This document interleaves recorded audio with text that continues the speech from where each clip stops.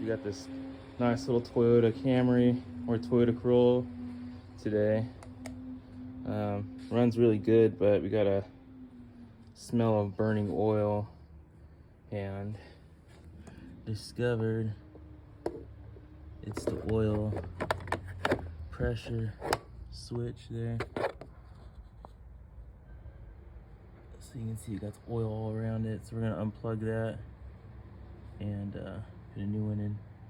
What we're gonna do this is we're gonna take the wheel off here. Got the lug nuts. It's a 19. So let's pull the wheel off. All right, so now that we got the tire off, we're gonna go ahead and, sorry, I'm just looking at the rotor there for a second. So now that we got the tire off, we're gonna go ahead and take this off. It's a 10 millimeter. And then I got the pry bar, take this off here. And then it should give us some clearance on where the pressure switch is. I can kind of see it here, but you know, we wanna do it right. Give us some clearance, make sure we do it good. So let's go ahead and take that off. All right, so there we go. And then our oil pressure switch is right there. Let's go ahead and take that out. We're gonna unhook it, but let's get all this shit cleaned up because that's very close to the belt. And I don't want the belt getting all oiled up and slipping or something weird happening. So good thing we're catching it right now because you can see it right there. Imagine that spraying little driplets of oil and then falling on that.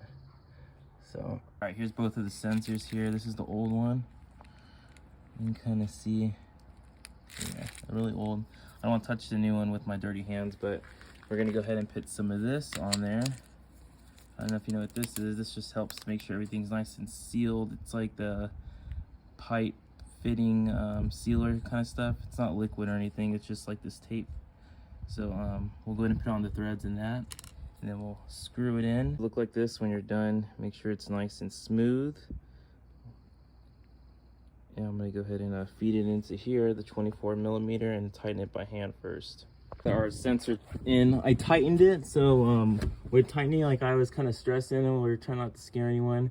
With tightening, just keep on tightening till it stops, and then get your thumb.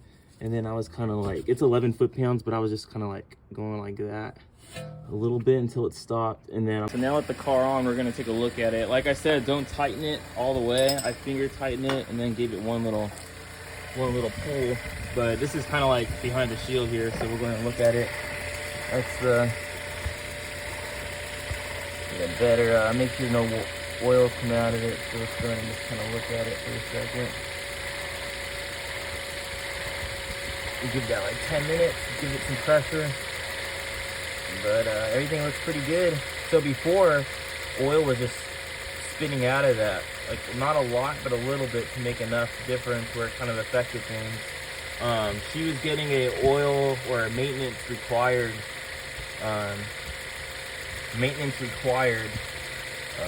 kind of thing going. So it kind of made all this kind of look bad. I was gonna clean all that, but we're gonna hold off on that too, clean that, because that might be the gasket for the oil pan. But I don't think it is. I think it's just it was just leaking so much that it kind of fell there. So let's give that 15 minutes, and yeah, that's all you got to do. One more time. But that's basically it.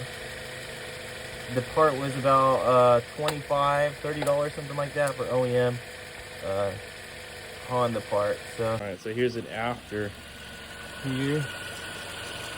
Maybe a good angle on it. No WikiLeaks. Looking good.